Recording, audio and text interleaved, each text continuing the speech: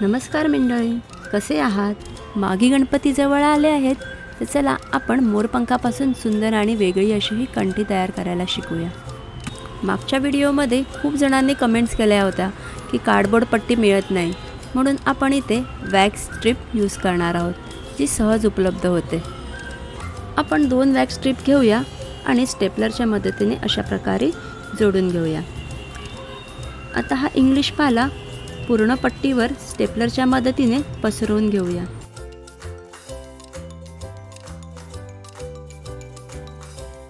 आता मोराचं एक पीस स्टेपलरच्या मदतीने जोडून घेऊ आणि त्याच्याच बरोबर खाली जिप्सीच्या 2 जोड्यासुद्धा जोडून घेऊया. आता पुन्हा आपण एक मोरपंख आणि 2 जिप्सीच्या जोड्या स्टेपलरने जोडून घेऊ. जिप्सीच्या 2 जोड्यांच्या मध्ये रिकामी जागा दिसत आहे, तिथे आपण 3 सोनेरी फुले अशा प्रकारे जोडून घेणार आहोत.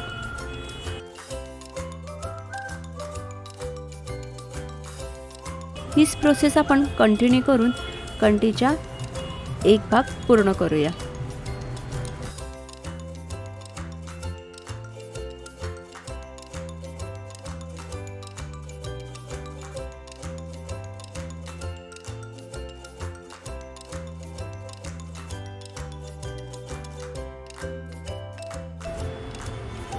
आता पट्टीच्या खालच्या बाजूला 3 पंख स्टेपलरच्या मदतीने जोडून घेऊ.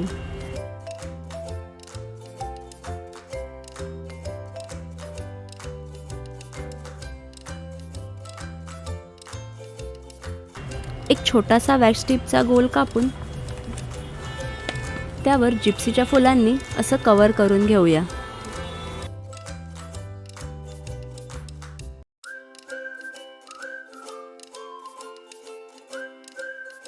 आणि मध्ये सोनेरी फुलांनी असं छान असं फूल तयार करून घेऊया.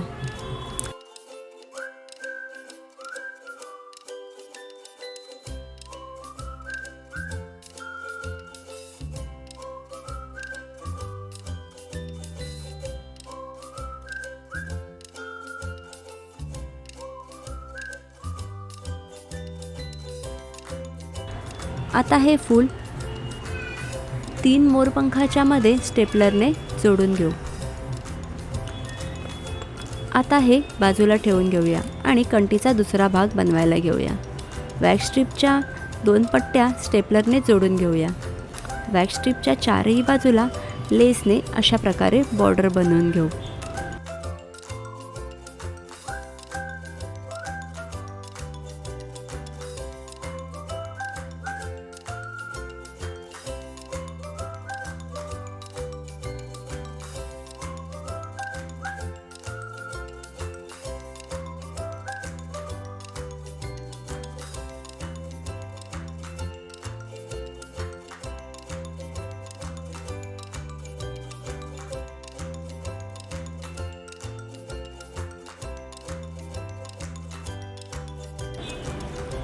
वरच्या साईडला 3 जिप्सीच्या जुड्या ठेवूया आणि स्टेपलरच्या मदतीने जोडून घेऊया.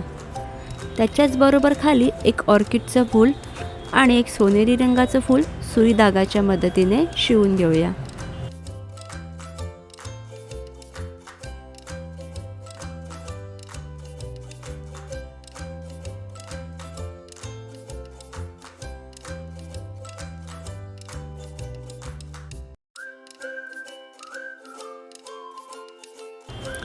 अशाच प्रकारे आपण कंठीची दुसरी बाजूही तयार करून घेऊया.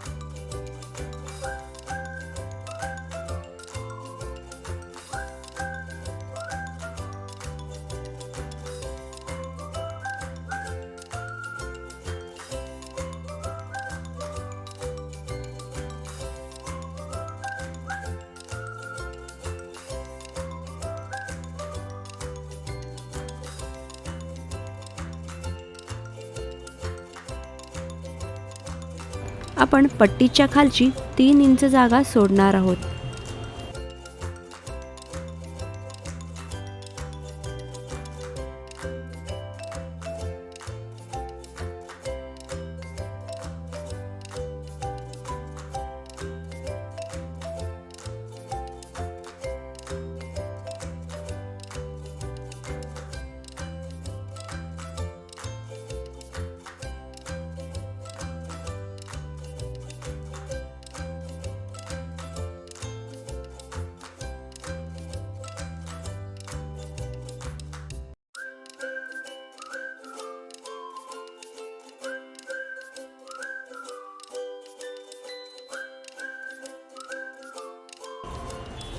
आणि कंठीची दुसरी बाजू आपण सुई दोऱ्याच्या मदतीने एकमेकांना जोडून घेऊया आणि एक्स्ट्रा धागा कैचीच्या मदतीने कापून घेऊया.